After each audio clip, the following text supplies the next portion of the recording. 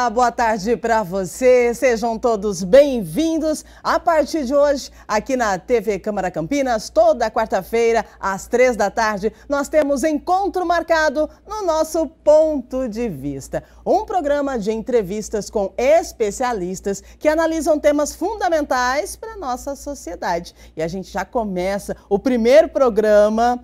Muito bem. O nosso convidado é o professor, ele é advogado, quer dizer, eu vou voltar, o nosso convidado é Ponte Pretano, isso aí, olha aí, tá vendo? Só Ponte Pretano, advogado, professor e escritor. Estou falando do Pedro Benedito Maciel Neto. Seja bem-vindo, prazer ter você aqui no nosso primeiro ponto de vista. Que orgulho, viu? Boa tarde. Muito obrigado, Rúbia, muito obrigado a todos da equipe da TV Câmara, jornalistas, técnicos, né? É uma alegria muito grande estar aqui. E eu confesso a você, eu não sabia que era a estreia do programa, né? Então me enche de mais responsabilidade ainda. E eu fico feliz da vida e honrada por ter você, né, o doutor Pedro Benedito Maciel Neto, uma pessoa que tem um currículo excepcional. Eu vou falar, eu não consegui decorar nem metade do seu currículo. Estuda desde que idade? Como é que é isso tudo? Um currículo maravilhoso e bem extenso. Eu precisei... Os meus pais precisaram entrar com recurso no pré-primário, porque eu reprovei massinha 2, né? Mas a partir dessa dificuldade motora que eu tive com massinha, eu fui bem de lá para cá. Já são algumas décadas que a curiosidade vai apresentando, que a vida vai trazendo questões e a curiosidade vai nos obrigando a estudar vários assuntos. E no meu caso, não só o direito, né? Está no meu campo de interesse o direito, a política, a sociologia, a economia grandemente também passou a ser algo que me interessa bastante. E em havendo interesse e um acúmulo de estudo, eu procuro compartilhar isso com as pessoas do meu entorno, da minha cidade, né? Eu sou nascido em Campinas. Sim. E meus pais também, meus filhos, e tenho o espaço que o Correio me oferece. Então eu tenho compartilhado o meu ponto de vista através do Correio e de outras plataformas que estão aí, né, à disposição. Um ponto de vista, diga-se de passagem, muito importante e influente, né, na sociedade campineira. Deixa eu te falar uma coisa, tem títulos e prêmios, tem até internacionais, né? Tem o diploma Paranhos de Siqueira, de mérito literário da Câmara Municipal de Campinas, tem de mérito jurídico da Câmara Municipal de Campinas, tem moção de congratulações de Ribeirão Preto, né? Foi finalista do concurso Ibero-Americano de Literatura e Poesia, Universidade de Salamanca, na Espanha. Isso, conheci o príncipe. Me conta um pouquinho disso. Eu fiz um curso em Salamanca há algumas décadas, talvez em 98, 96, não me lembro exatamente o ano. Você começa fisicamente, depois tem a parte por correspondência. E quando foi publicado meu livro de poesia, me ocorreu enviar para a biblioteca da universidade, que é a universidade mais antiga do mundo, da Universidade de Salamanca. E mandei para a biblioteca. E alguém na biblioteca recebeu aqueles 2 exemplares e um encaminhou para o concurso. Não fui eu que me inscrevi. Alguém até encaminhou? Hoje eu não sei quem foi. Olha, não sei. Tá vendo? Alguém lá da universidade encaminhou para e foi. As etapas foram se seguindo e eu fui para a final. Fiquei entre os 10. E quando você ficou sabendo que estava na final e você nem sequer foi primeiro, lá fazer primeiro eu não inscrição. acreditei quando eu recebi a carta, né? Depois eu fiquei muito feliz e fui, né, a Salamanca. Eu sabia que eu não havia ganho, mas eu fui convidado e fui lá para acompanhar a premiação. Foi um escritor português que ganhou aquele ano. É um prêmio que há anualmente, é um prêmio muito tradicional lá. Então foi uma experiência muito, muito bacana, né? Eu era muito jovem. Sim. Eu tinha, sei lá, menos 20 anos. Eu não tinha 40 anos quando isso aconteceu. Então me envaidecia muito mais do que hoje, né? Porque relendo o que eu escrevi, eu acho que mereceria ter trabalhado um pouco mais. Mas somos sempre assim, né? Eu, como jornalista, escrevo também, e se eu escrevo um texto hoje e amanhã eu vou reler o que eu escrevi, eu vou acrescentar. E olha, 1996, recebeu o reconhecimento da Associação dos Advogados de Campinas como advogado do mês. Você viu? Que coisa, né, doutor? Eles se enganaram muito. E para fechar um prêmio, são vários prêmios, sabe, gente? Só que se a gente for falar dos prêmios do doutor aqui, a gente vai ficar até 6, 7 horas da tarde, ou então no outro dia falando os prêmios, e assim como o currículo, que é bem vasto, né? Outro prêmio que eu quero destacar aqui é a personalidade de destaque do jornal Impacto. Olha, tem um filósofo brasileiro do Sim. século XVII, chama Martins Aires, perdão, século XVIII. Martins Aires diz que o prêmio vale tanto quanto valha quem o recebe. Ou Sim. seja, quem empresta credibilidade ao prêmio não é o prêmio em si, mas quem o recebe. Eu acho que a maioria das menções que eu recebi decorre muito mais da amizade que a gente constrói ao longo da vida do que do mérito pessoal. Né? Por exemplo, a Câmara de Campinas tem uma safra de novos vereadores que eu não conheço, mas a maioria deles eu conheço há algumas décadas. Né? Então, as relações fraternas que a gente desenvolve são determinantes para alguns desses prêmios ou menções. Né? Certo, então vamos ao nosso ponto de vista. A gente fez aí uma breve biografia, né, do doutor, conversamos um pouquinho com ele, descontraímos. Claro, o ponto de vista também precisa ser algo descontraído, mas nós vamos falar aqui de assuntos seríssimos e assuntos muito importantes, né, que a gente...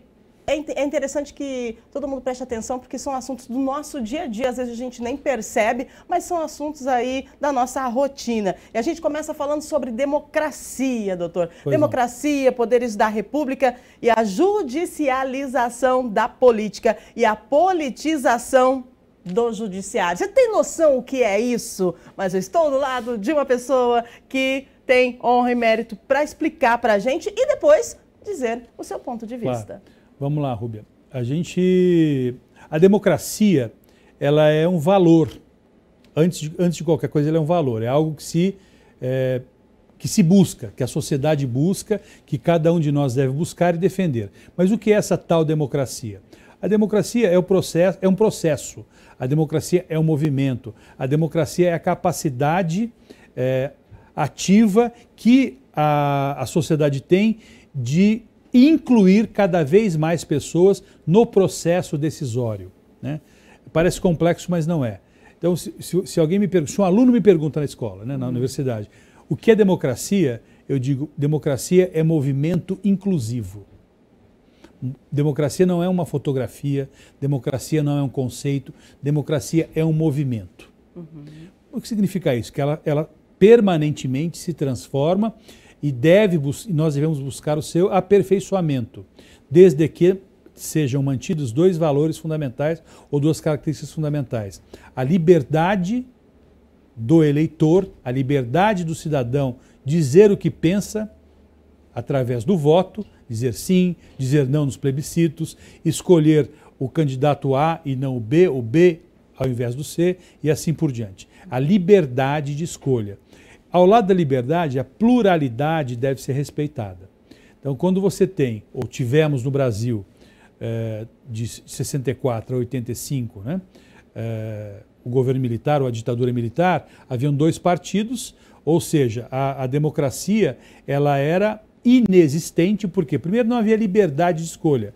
Governadores, presidente da República e prefeitos de cidades consideradas estratégicas não eram eleitos diretamente, e sim nomeados ou eleitos indiretamente, como era o caso do presidente da República. Então não havia democracia, porque não havia liberdade e não havia respeito à pluralidade, porque vários partidos com matizes ideológicos distintos foram banidos. Né? O Partido Democrata Cristão, o Partido Socialista, o Partido Comunista, o Partido Trabalhista Brasileiro, né? Foram partidos extintos na ditadura. Então, naquele momento, nós não tínhamos democracia. O processo construtivo da democracia, que vem de 85 para cá, né, com o fim do regime militar, a transição democrática, conduzida corajosamente pelo Sarney. O Sarney, a gente geralmente comenta dele de uma forma negativa, mas ele foi capaz de fazer o quê? De levar o país de um regime arbitrário para a democracia e o fez de maneira pacífica. Ele convocou uma Assembleia Constituinte. A Assembleia Constituinte foi um espaço de muito debate livre e plural, e nasce uma Constituição de orientação social liberal, né? O social-liberalismo é uma forma de ver o mundo, entendeu? Então a democracia é isso, é as escolhas colocadas em movimento, é a possibilidade de cada um de nós livremente escolher, dizer sim e não, e a pluralidade de opiniões ser objeto de respeito, né? Então isso é democracia. A democracia, no mundo ocidental, a democracia liberal, orientada, né, por Montesquieu, já no século XVIII também, ela se organiza através de 3 poderes, né? O executivo, o legislativo e o judiciário, que têm funções institucionais muito próprias. Ou seja, cada um dos parlamentares municipais, estaduais ou nacionais, o executivo municipal, estadual ou da União e o judiciário de piso, né?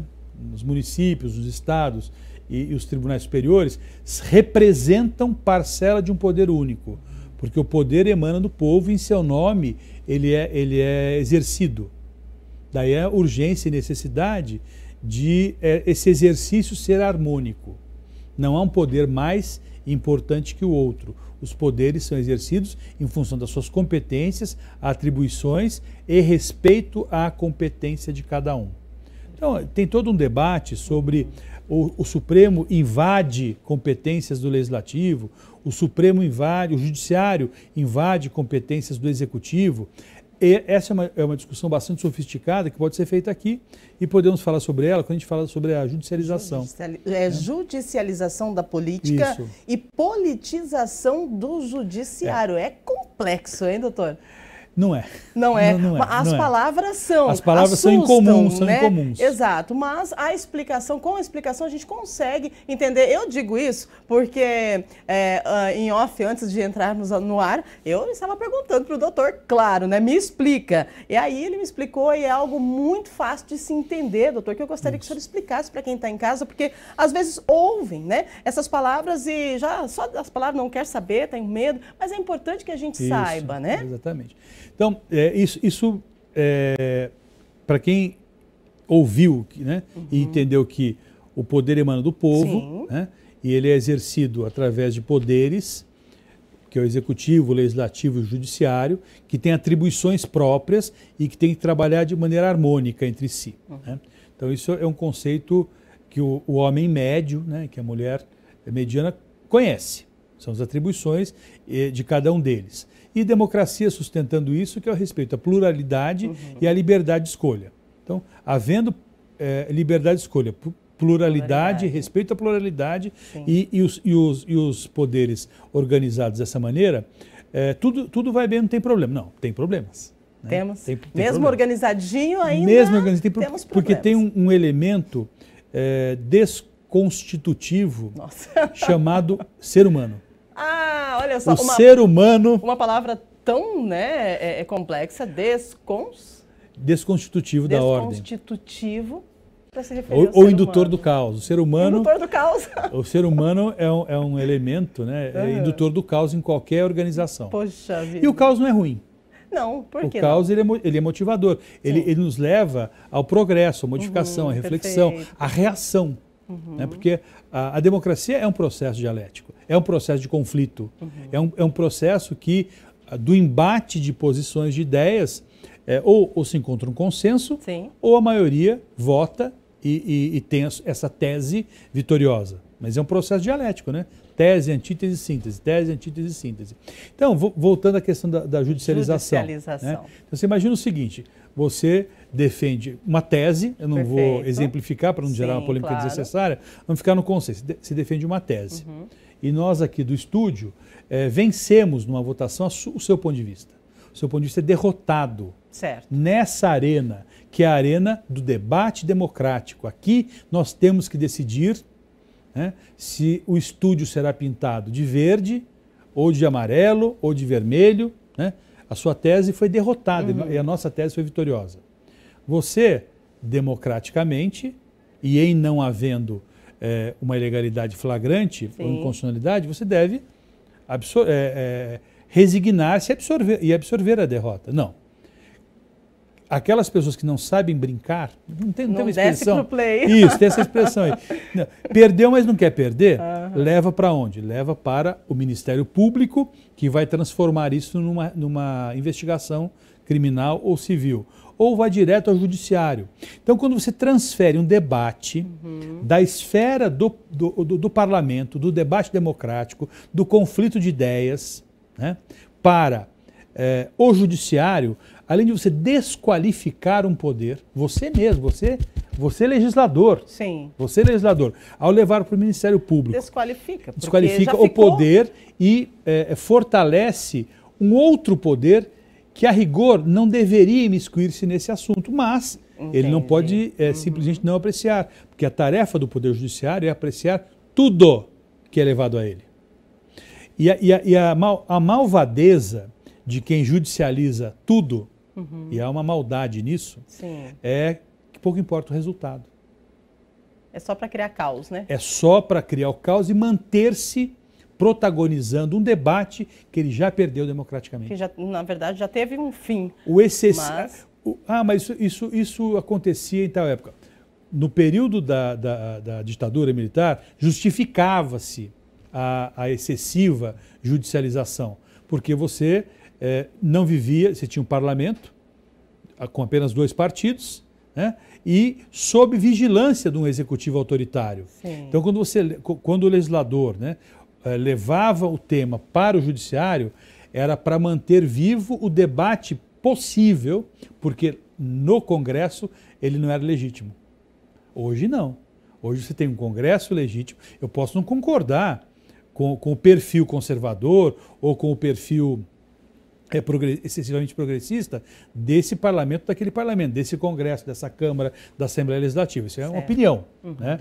Mas se houve eleições livres e respeito à pluralidade, mesmo não gostando de quem está lá, eu devo respeitá-lo porque é a vontade popular, ou seja, de quem detém o poder, que é a coletividade chamada povo. Né? Então você transfere, você mitiga a importância do seu poder e pouco importa o resultado. É uma estratégia também malvada, maldosa, que se usa quando você pretende eu quero te desqualificar. Sim. Eu não tenho o que falar de você, né? Você é elegante, inteligente, educada, competente, né? Ética. O que eu faço? Eu crio uma narrativa e levo para o judiciário isso, alegando qualquer bobagem. Sim. Papel, né? Exato. Agora não é o papel, né? São os... os teclados. Os teclados, tudo é virtual. Isso vai para o judiciário e pouco me importa o resultado. Eu quero que o mundo saiba que você está respondendo um processo. É o caos. É o caos. Ou seja, é o processo de desconstrução, de descredibilização da Rúbia. Então isso é judicializar uma questão. Perfeito. Né?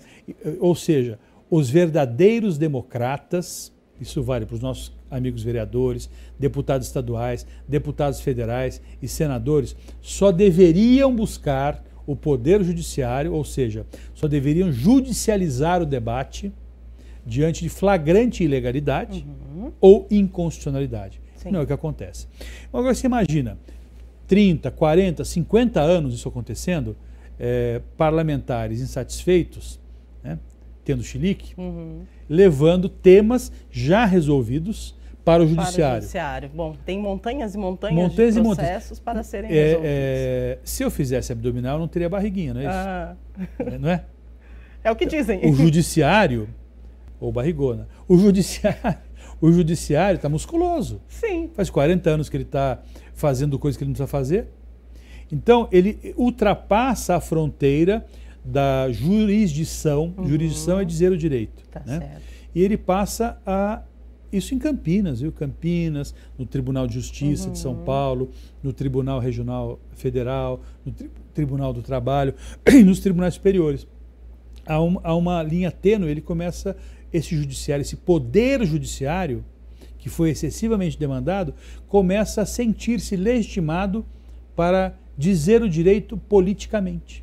Essa é a politização do Poder Judiciário. Quando o Supremo, né, toma decisões políticas, né, não há problema nenhum. Desde que esteja no quadrante da Constituição Federal. Porque a Constituição é uma carta política. Exato. O problema é quando o juiz de piso, como aquele que estava na 13ª vara, né, começa a interpretar a legislação, a lei complementar, seja o Código Penal ou o Código de Processo Penal, de acordo com as suas convicções e certezas. Não há nada mais perigoso para um juiz ou para um órgão do Poder Judiciário, um órgão coletivo, do que certezas e convicções. Né? Ao juiz deve, ao órgão monocrático ou coletivo do Judiciário, é necessário analisar fatos que lhes são trazidos e aplicar a lei, não suas convicções ou certezas. E isso, aí é aquela fronteira que eu falei, vai para a politização e o caos está instalado. Se eu puder avançar um pouquinho, né? A gente vive hoje, a vida são ciclos, né? Exato. Fomos recém-nascidos, como minha neta, bebês, né? Crianças, adolescentes, jovens adultos, adultos plenos, até chegarmos à terceira idade. Esse é um ciclo. Exato. A institucionalidade, que é organizada pelas constituições no mundo ocidental todo, ela tem períodos de esgarçamento, de obsolescência. E lembra que eu falei que a Constituição é uma carta política, um acordo político, e ela representa o que passou sempre, não o porvir. Então, a experiência que a sociedade viveu de 64 até 85 fez com que nascesse a Constituição de 88 naqueles termos, com aquele conteúdo. Bem, tudo é dinâmico, lembra? Muito. É tese, antítese, síntese. Exato. E democracia é movimento. Então, as coisas se transformam. E esse acordo institucional de 88, ele chegou no nível de esgarçamento que ocorre uma deslegitimação. Não que não seja vigente, mas o indivíduo e a sociedade como um todo, ele acaba não reconhecendo aqueles comandos como suficientes ou legítimos para atender demandas da sociedade. Agora, vamos trabalhar um conflito. Lembra que eu falei, eu não sei se foi em off ou foi no ar, que a nossa Constituição ela tem uma orientação social liberal? Exatamente. Né? Essa é uma linha de pensamento.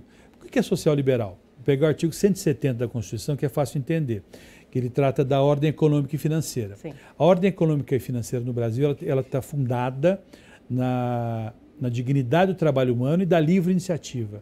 Olha que conflito. Respeito da dignidade humana, valorização da dignidade humana e livre iniciativa. Capital-trabalho. Tem que haver uma harmonização. Por isso que é social liberal. Né? É muito interessante você analisa a Constituição, ela tem sempre esse check and balance. E você tem que harmonizar interesses do capital e do trabalho. Daí você vem nos incisos desse artigo 170, são 9 incisos. O primeiro é soberania nacional. Depois tem que ler aos pares. Defesa da propriedade privada e função social da propriedade. Então, é indissociável esse conceito, dentro dessa lógica da nossa Constituição Social Liberal. Só que nós vivemos há 45 anos, desde o final dos anos 70, um mundo ultraliberal. Se a gente quiser fazer um recorte e nominar, desde Reagan nos Estados Unidos e Margaret Thatcher na Inglaterra, como grandes expoentes liberais, o mundo vive sob a lógica liberal, que não é só uma teoria econômica, ela é uma ideologia, uma maneira de ver o mundo, que privilegia o mercado e mitiga a importância da atenção às questões sociais, como as políticas públicas de orientação social. Então, olha o conflito. Nós temos uma Constituição social liberal, com algumas pitadas de social-democracia, né? E o mundo há 40 anos ou mais, ele é um mundo só liberal. Então, essas meninas todas, esses jovens aqui, vocês jornalistas, que têm 40 anos ou menos, nunca viveram efetivamente um mundo onde o conceito do bem-estar social fosse o que se buscava. E a nossa Constituição aponta por uma sociedade do bem-estar social, da importância das políticas públicas. E o mundo diz, não, o importante é que o mercado regule tudo. Então esse conflito, olha tese e antítese de novo. Tese e antítese, e nós não chegamos numa síntese. Então você tem os governos de 2003 a 2016, né, que se propuseram a ser social-democratas, né, e governos anteriores que se propunham a ser liberais. E agora, o que é o certo e o que é o errado? O que é certo está na Constituição, ok? Mas e se a Constituição não é mais tida como legítima, ou se ela não atende as demandas que a própria sociedade entende que serem necessárias? Então, isso é democracia, Rúbia. A democracia é o caos. É o caos que busca, obrigatoriamente, o bem comum. O bem comum, para mim, isso é relativo, não é democracia.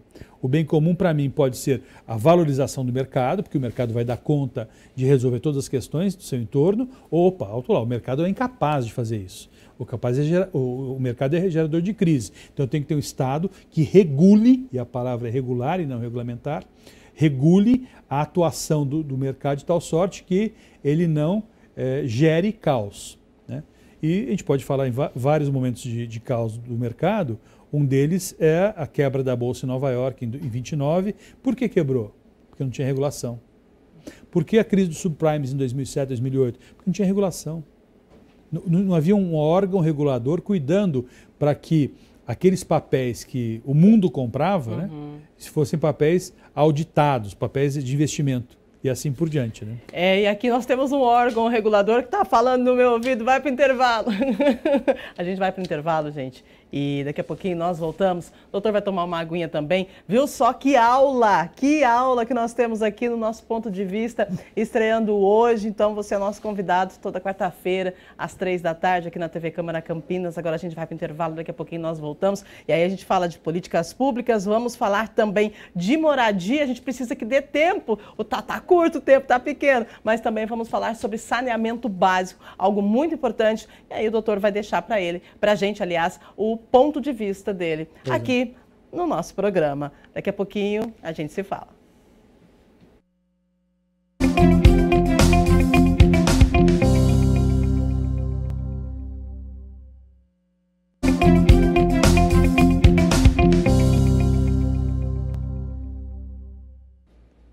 E nós estamos de volta com o nosso ponto de vista, nosso entrevistado hoje, o podperetano, advogado, professor e escritor Pedro Benedito Maciel Neto. Agora eu acertei a sequência, né? Então vamos lá. Seu ponto de vista, então, sobre a organização do Estado, né? Legislativo, executivo, judiciário, judicialização da política, politização do judiciário, é isso? Então, qual o seu ponto de vista sobre uma organização que deva ser feita referente a isso tudo? O meu ponto de vista é o seguinte, quanto mais confusão, melhor. Sério? A confusão, quando eu falo confusão, eu falo no debate. Exato. Nós, enquanto cidadãos, no nosso condomínio, na nossa vizinhança, no nosso condomínio, no nosso clube, na nossa empresa, no nosso emprego, nós não podemos ter medo de nos posicionarmos para buscar um aperfeiçoamento das relações da própria instituição. Vamos tirar isso do micro e colocar no macro. Né? Ou seja, quanto mais política, melhor. Melhor. Né? Desde as sociedades amigos de bairro, passando pela Câmara de Vereadores, pela Assembleia Legislativa e pelo Congresso Nacional. Debate, política. Política se resolve na arena da política. Quanto menos transferência do debate para o judiciário e quanto menos maldosamente se usar o Ministério Público para alcançar objetivos nem sempre republicanos, melhor. Então, o equilíbrio entre os poderes, o equilíbrio entre as relações decorre da política feita com P maiúsculo. Né? Ou como alguém diz, acho que foi o Boaventura, que é um júri sociólogo português, ele fala, são os dois P's, política e povo, ou seja, pluralidade e liberdade de escolha para que se harmonize, que se apazigue as relações tão tensas como a gente vem vindo. E não vem vindo de 5 ou 6 anos, ela vem vindo de pelo menos 10 anos. Eu estudo a questão da judicialização há 15, né? E não é um fenômeno brasileiro, é um fenômeno mundial. Sim. Né? A democracia ocidental está sob ataque, a sua lógica, e quando você estuda, você chega naqueles 2 elementos básicos que eu te falei. Então, só se o Estado, a democracia, a república só serão aperfeiçoadas continuando em permanente movimento e permanentemente havendo confusão no sentido do debate e participação popular. É somente assim que as coisas podem tomar aí um rumo mais assertivo, sim, acredito eu, né? Perfeitamente. Então, doutor, outro tema que nós temos aqui no nosso ponto de vista é sobre políticas públicas. É um termo muito usado aqui na Câmara e que as pessoas às vezes não sabem o que significa, né? O que são as políticas públicas, para que serve, para que beneficia quem, né?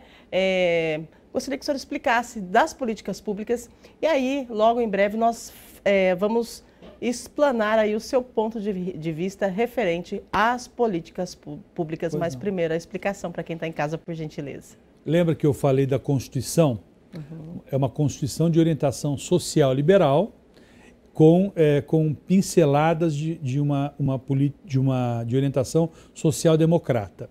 A social-democracia e mesmo o social-liberalismo busca a constituição e fortalecimento de um estado de bem-estar social. O estado de bem-estar social é aquele que, através da ação harmoniosa dos poderes, especialmente do executivo, toda a população, todos os indivíduos têm acesso àquilo que se estabeleceu chamar de direito humano ou direitos humanos. Uhum. Educação, saúde, cultura, lazer, segurança, moradia, saneamento. Eu posso elencar alguns outros direitos chamados direitos humanos ou direitos de 4ª geração, de 3ª geração. Esse é um nível de sofisticação que exigiria 40 minutos só para falar sobre direitos humanos, né? Então, as políticas públicas são as ações que o poder executivo, né, ouve as pessoas, escreve num papel, transforma em lei. Então, nós vamos ter um Programa Nacional de Vacinação. Exato. PN... Programa Nacional... Eu esqueci, tem uma sigla, né? Uhum, sim. Então, isso é uma política pública. É um programa que vem para vacinar todas as pessoas. E vacinar todas as pessoas. 203 milhões de brasileiros que precisam ser vacinados, eles têm que ser vacinados. Exato. Que essa é uma política pública determinada pela Constituição. Uhum. Né? A moradia é um direito, é outra política pública, ou seja, municípios, estados e a União têm que desenvolver políticas de tal ordem a dar dignidade às famílias através de uma moradia digna, o acesso à moradia digna. Nós ficamos de 90, quando o Collor extinguiu o BNH, até 2006, quando o Lula criou Minha Casa Minha Vida, sim, sem política pública no Brasil. Não havia uma política pública, não havia um órgão incumbido de pensar uma forma de construir habitações ou de criar condições de financiar habitações. E agora em 2017, depois de um debate, veio a lei da urbanização também, de áreas de ocupação, da regularização fundiária. Então, política pública nada mais é que dar concretude a direitos previstos na Constituição. Repito, direito à educação, direito à saúde, direito à moradia, direito ao lazer. As pessoas não consideram. Isso é um direito, mas as pessoas às vezes direito à cultura. Exato. É que se bate muito na educação, saúde e segurança, tem muito mais, muito mais. Outro dia alguém me perguntou qual era... Gasta-se muito com a Orquestra Sinfônica de Campinas. Mas... É política pública de cultura. Exato. Onde no mundo você vai escutar, vai participar de um concerto, né, pagando R$10 para ouvir uma das mais antigas orquestras sinfônicas do Brasil. Política pública é, portanto, a efetividade, dar-se efetividade a direitos. Né? Quando o poder público regulariza uma ocupação, faz a regulação fundiária, está cumprindo uma política pública relacionada à moradia. Quando o poder público retira pessoas em área de risco e estabelece condições minimamente dignas para que elas possam ter acesso a um espaço para construir a sua habitação, isso é política pública de moradia. Quando o cidadão consegue financiar uma casa através da Caixa Econômica Federal, que é o Minha Casa Minha Vida, ele está tendo acesso a uma política pública de habitação.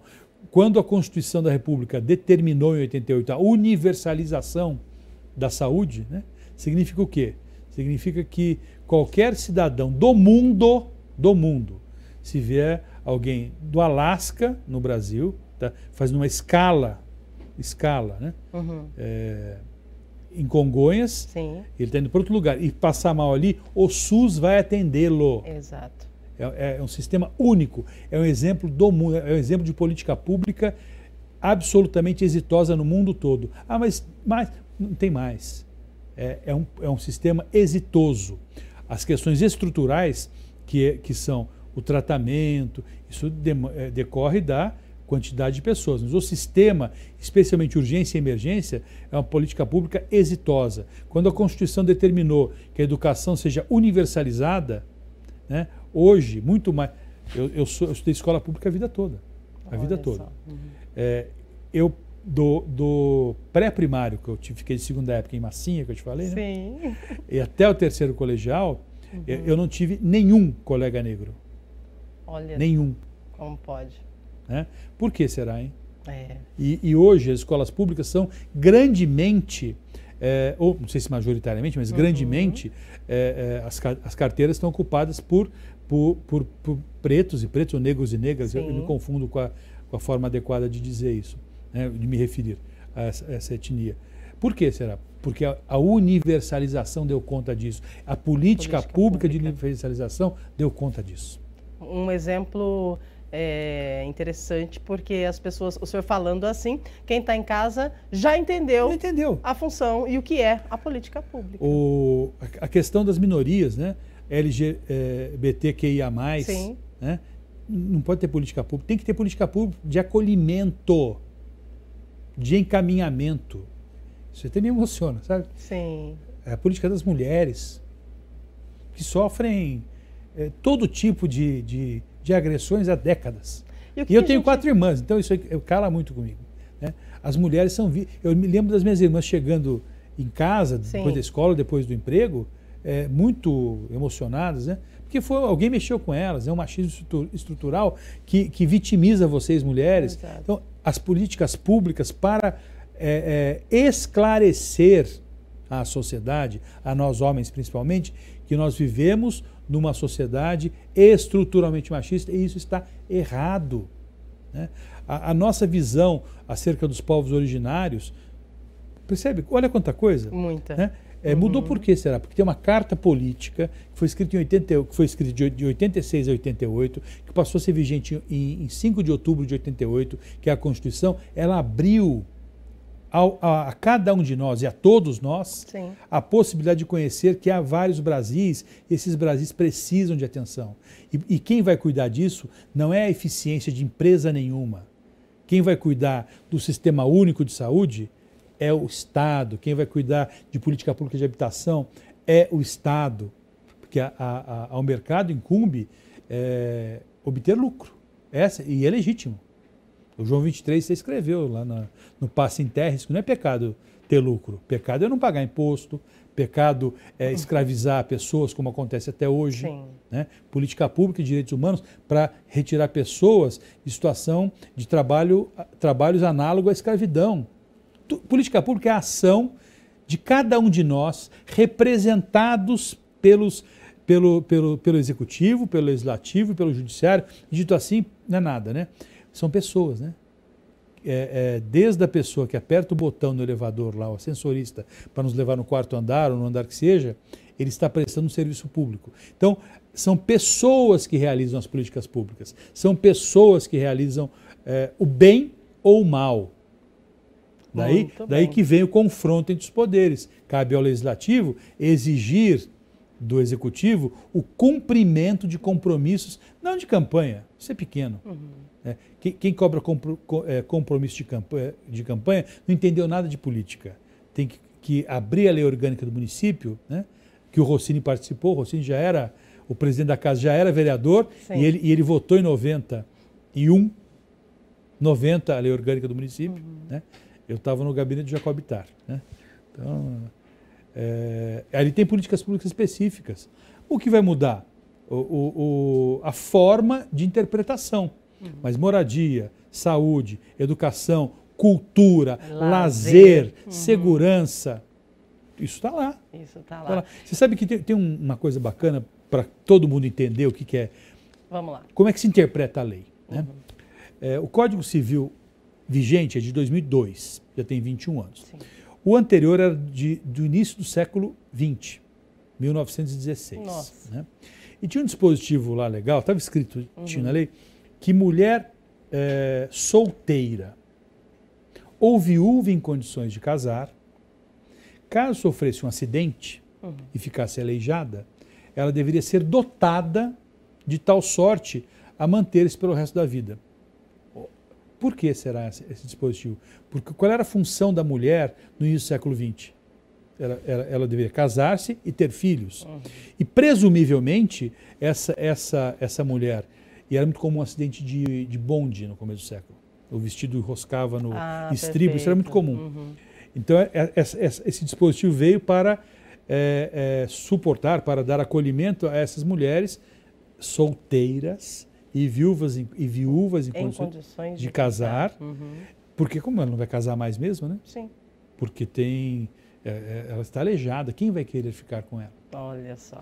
A mulher casada não tinha direito à indenização, ou dotada receber uma indenização. Então, isso foi vigente de 16 até 2002, mas a hermenêutica, que é a interpretação, deu conta de atualizar esse dispositivo legal, ou seja, todas as pessoas que sofrem algum tipo de dano físico passaram a ter direito a uma indenização, a ser dotadas de um valor para subsistirem, a título de compensação ou subsistência. Então, quando eu falo, o dispositivo está posto, o que muda é a nossa capacidade de entender o espírito da lei, né? Então é isso que são políticas públicas, é dar efetividade àquele mundo que nós imaginamos por escrito. Tem um jurista, o nome dele é John Rawls, ele escreveu em 72 a grande obra dele, chama Uma Teoria Política, uma teoria da justiça, né? Ele escreveu a teoria porque seria pretensioso, segundo ele, então é uma. E ele propõe que você imagine o mundo, Rubi, assim, você não sabe se você vai, nesse mundo ideal, se você é mulher, se você é homem, se você é índia, se você é negra, se você é branca, se você vai nascer no Brasil, no Polo Norte, no Polo Sul. Você não sabe o que você será nessa sociedade. Então você chama véu da ignorância. Como você imagina o mundo ideal? Só que você não sabe o que você será nesse mundo ideal. Exato. Então ele acredita que se nós fôssemos capazes de abstrair a tal ponto de escrever uma lei ou leis que servissem para todos igualmente, a sociedade seria mais justa e as políticas públicas alcançariam um número maior, muito maior, de pessoas e de forma efetiva. Que bate-papo legal, né? Ponto de vista para você ao vivo aqui na TV Câmara. Agora, só falando em políticas públicas, né? Falamos dos 3 poderes, falamos agora de política pública. Agora, eu quero te perguntar sobre a questão do saneamento básico. O novo marco regulatório do saneamento foi atualizado e a Agência Nacional de Águas e Saneamento Básico do país tem como propósito aí fornecer água para 99% da população e coleta de tratamento de esgoto para até 90% da população brasileira em até 2033. Isso. É correto, é certo a gente afirmar que quase 35 milhões de pessoas vivem sem água tratada e cerca de 100 milhões não têm acesso à coleta de esgoto do Brasil. Qual o seu ponto de vista sobre isso? Saneamento básico, uma questão de política pública? Sem dúvida. É uma questão de saúde pública, né? Porque quando você pensa em saneamento, você pensa em saúde pública. Porque há estudos dos escritórios da ONU que estudam a questão da água, a questão do saneamento, que para cada real, vamos usar para cada dólar, né, para cada real aplicado em saneamento, tratamento de água, afastamento e tratamento de esgoto, os municípios, né, o poder público economiza R$3 em saúde pública. Olha, então nós podemos ser eficientes até aplicando os direitos humanos. Então é real esse número, são 35 milhões de pessoas que não têm água tratada no Brasil e 100 milhões de pessoas que não têm coleta, afastamento e tratamento de esgoto no Brasil. Isso é um absurdo, mas não é privilégio do Brasil, né? Essa é uma realidade mundial, os números se reproduzem em grande parte dos países, em quase todos os países do Ocidente. Eu não tenho informações do Oriente, né? Do Oriente Médio e do Oriente propriamente. Mas esses são números que a ONU traz e de maneira muito dura, né? O saneamento, ele é historicamente realizado pelo poder público, através de serviços de água e esgoto, através de empresas como a Sanasa aqui em Campinas, que é uma sociedade de economia mista, ou, no caso da São Paulo, você tem ainda a Sabesp, que é uma companhia também de economia mista, que atende diversos municípios, né? O que o marco trouxe foi, além do desafio, né, dessa questão do saneamento se amplificar, a obrigatoriedade disso acontecer num determinado prazo, né, e criou mecanismos legais para que a iniciativa privada participe grandemente disso, né? Então, para mim, toda iniciativa, meu ponto de vista, seu, né, ponto de vista, toda exato. iniciativa que busque, né, amplificar o tratamento de água e coleta e tratamento de esgoto é necessária, né? E nós estamos atrasados para isso. Entretanto, é mentira que a iniciativa privada vai fazer isso. É mentira. A iniciativa privada não vai colocar um centavo de dinheiro próprio nisso. Nem um centavo. Ela vai no BNDES buscar dinheiro. Então, dinheiro público, escreve aí, eu desafio quem tiver ouvido me trazer qualquer dessas empresas privadas, né, da região, do estado, do Brasil e do mundo, que usaram dinheiro próprio para fazer saneamento. Usam para fazer propaganda. O dinheiro do BNDES, dado à empresa privada, é que poderá amplificar esse saneamento e melhorar esses indicadores. Você está dizendo o que, então? Eu estou dizendo que eu não concordo com a privatização do saneamento. E a gente pode olhar a França como exemplo. Nos anos 90, no auge do liberalismo, né? Nós falamos dele aqui também. Então, centenas de serviços de água municipais, centenas, em toda a França, foram privatizados. Então, transferiu-se o patrimônio público, equipamento público, para uma empresa privada.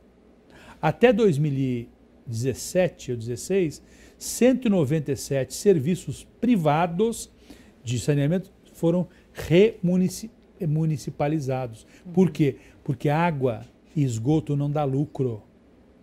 E a iniciativa privada quer lucro. E é legítimo que queira. A eficiência das empresas privadas está em ter lucro, pagar dividendos aos seus acionistas, pagar dividendos aos seus sócios, gerar emprego, trabalho, renda, brigar por redução de tributos, brigar por um ambiente seguro de negócios, mas vender água, captar água, tratar água, vender água, coletar esgoto, afastar esgoto, tratar esgoto, não dá dinheiro. Isso é um direito humano. Se você assistiu Bacurau, você assistiu Bacurau? Já assisti. Lembra uma cena inicial que aquele caminhão-pipa está indo para a cidade? Sim, por que ele tem aquele caminhão para a cidade? Porque a água está privatizada. Lembra que eles param o caminhão no alto, assim, olham aquela canalização, aquele rio interrompido e com alguém atirando lá? A água é minha, foi privatizada aquela água. Aquilo é uma alegoria para despertar a nossa atenção. Água não pode ser objeto de privatização. Água é direito humano. Água não é mercadoria. Apesar do Lehman, né, que deu golpe nas lojas americanas lá, o golpista, né, defender que não. A água é para dar lucro, não é. Não é. O poder público tem que desenvolver políticas públicas de tal ordem, né, que a água chegue. Mas o poder público é ineficiente. Tudo bem, então contrata alguém para fazer, mas eu que mando. Eu, o poder público, que mando. Porque é um direito humano. é um direito, e os direitos humanos você pode usar na iniciativa privada. Você tem a escola pública, não tem? Mas tem a privada também, então há uma complementariedade.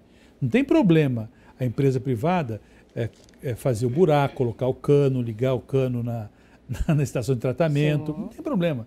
Agora, quem vai administrar isso é o poder público municipal, estadual ou nacional, se for o caso.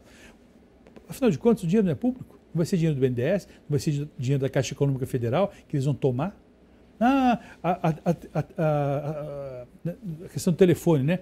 Ficou muito mais eficiente? Ficou mais eficiente. Antes de privatizar, né, as tarifas foram multiplicadas por 6. Elevadíssimo. 6. Aumentou a tarifa e privatizou. Mais fácil ter lucro, sim, né? Claro. É mais fácil ter lucro. E mais. O dinheiro público usado pelas empresas que compraram a nossa Telesp, por exemplo, a Telerge, no Rio de Janeiro e assim por diante, foi dinheiro do BNDES. Então alguém tomou dinheiro público para comprar empresa pública com tarifa majorada. Conta não fecha. Não, se eu fosse filho diferente, que sou, eu diria, foi uma estupidez a forma que foi feita. Eu não sou contra a privatização, não. Grande parte das atividades devem ser privatizadas, porque a Constituição determina que seja. O Estado só pode atuar naquilo que seja estratégico e que diga respeito a políticas públicas essenciais ao desenvolvimento e à dignidade da pessoa humana. Tudo quanto não esteja relacionado a isso pode ser concedido e pode ser privatizado. Correto. Olha só, hein, gente? Olha, tá acabando. Mas para finalizar, a gente vai explorar rapidinho aí um assunto que vem novamente de encontro com a política pública, que é moradia. É de conhecimento de todos que o Brasil apresenta aí grandes problemas sociais. A questão de moradia ganha destaque com o aumento de pessoas vivendo em moradias inadequadas ou até a falta de um lar, né? O déficit habitacional no Brasil, ele está em ascensão. É correto afirmar isso? E qual é o seu ponto de vista? Temos 4 minutos. 4 minutos? Puxa vida, passou rápido. Passou né? rápido. Bem, de todos os direitos humanos, né? Eu acho que a moradia é um dos principais, se não o principal. Porque uma família tem que ter para onde voltar à noite.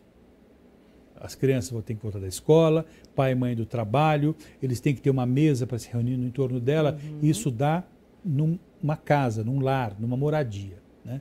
Posto isso, né, eu coloco o direito à moradia como algo fundamental. Sim. É uma política pública essencial que não pode ser deixada à mercê da iniciativa privada, ok? Esse é um ponto. Nós temos uma política pública muito eficiente hoje, que é a Minha Casa Minha Vida, né, que volta, depois de 4, 5 anos, aos contornos e ao conteúdo que tinha anteriormente, focado para as classes C e D, né, mas com a perspectiva na classe média também, que não havia essa preocupação. Então, amplificou isso. Mas muita gente não consegue alcançar o financiamento via Caixa Econômica Federal, do Minha Casa Minha Vida, sim, mesmo nas faixas 1, 2 e 3, aquelas faixas onde se ganha menos. Estando dentro aí que vem a beleza no sentido da humanidade, daquilo que Campinas fez, corajosamente fez, e fez recebendo críticas injustas até do meu presidente, né? Que é retirar pessoas de área de ocupação, vender, né, porque ali tem dignidade incluída, vender um lote de 90 metros quadrados, entregar uma planta, onde a pessoa pode construir e ampliar a casa, e o embrião mínimo, que se ele é grande, se ele é pequeno, eu não sei, porque eu não sou engenheiro nem arquiteto. Exato. O que eu sei é que todas as pessoas ouvidas, né, pela imprensa, seja pela imprensa do Estado, né, a imprensa oficial, da prefeitura, seja pela imprensa independente, estão muito satisfeitos com a solução. Evidentemente, aquilo não é moradia, aquilo é um embrião.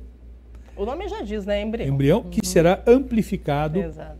Ou seja, então nós temos quem consegue alcançar financiamento e quem não consegue alcançar financiamento. Então, você tem Minha Casa Minha Vida, tem questões emergenciais como essa. Parabéns ao Dário, parabéns aos secretários envolvidos, parabéns à coragem da administração municipal Mas nós estamos de olho, tem que fazer, tem que desenvolver aquilo. E tem ainda a regularização fundiária, que Campinas é exemplo mundial, eu acho. Você sabe que começou com o Chico Amaral uma política de resolver as questões dos cortiços em Campinas. Perfeito. E foi o Chico Amaral que criou o DUF, Departamento de Urbanização de Favelas, que hoje é o que é, né? Sim. E essa legislação que é de 2017, que trabalha com a regularização fundiária, ela vinha sendo praticada em Campinas, com toda a limitação da competência legislativa que nós temos, porque algumas coisas tem que ter legislação federal, desde 1977, quando o Chico ganhou a eleição. Perpassou, chegou no Jacobitar, que também desenvolveu uma política bacana, né? O Jonas desenvolveu uma política bacana nessa questão da regularização fundiária. Então, o direito à moradia é, para mim, algo muito importante, muito grande, né? Nesse universo dos direitos humanos, e deve e merece ser objeto de muita atenção dos municípios, do Estado e da União, porque todo mundo tem direito de voltar para casa à noite. Muito bem. Olha, gente, que tempo foi esse, né? Um tempo razoável, 45 minutos, mas que passou num instantinho. Quanto conhecimento para mim, para você que está em casa, isso é muito importante, e você também conseguiu passar o seu ponto de vista. Esse foi o nosso... Quase todos. Quase todos, né? E não foram todos ainda, mas a gente convida você para um outro programa. Obrigado. Tá bom? Esse foi o nosso ponto de vista ao vivo aqui nos estúdios da TV Câmara Campinas, o primeiro de muitos. Parabéns, assim nós esperamos, né? E a gente agradece a sua disponibilidade por estar. A gente sabe que a sua vida é muito corrida, né? E disponibilizou o seu tempo para estar com a gente aqui, trazendo conhecimento. Muito obrigada. Obrigado, Rubio. Obrigado a todos da TV Câmara, toda a equipe, aos vereadores, né, a cidade. Esse é o Ponte Pretano, o advogado. Eu falei para ele assim, doutor, como é que eu te chamo, né? Primeiro advogado, professor, ele Ponte Pretano. Beleza, então desestruturei aqui o roteiro. Ponte Pretano, advogado, professor e escritor, né? É o Pedro Benedito Maciel Neto. Gratidão. Muito obrigado. Muito obrigada. Gente, é isso. Nós vamos ficando por aqui com o nosso ponto de vista. Na quarta-feira nós estaremos de volta com mais assuntos relevantes do nosso cotidiano, para a gente ficar sabendo um pouco mais aí de detalhes e assuntos que precisamos ter conhecimento. Grande abraço a você, continue ligadinho na programação da TV Câmara Campinas. E a gente se encontra na nossa programação. Até breve.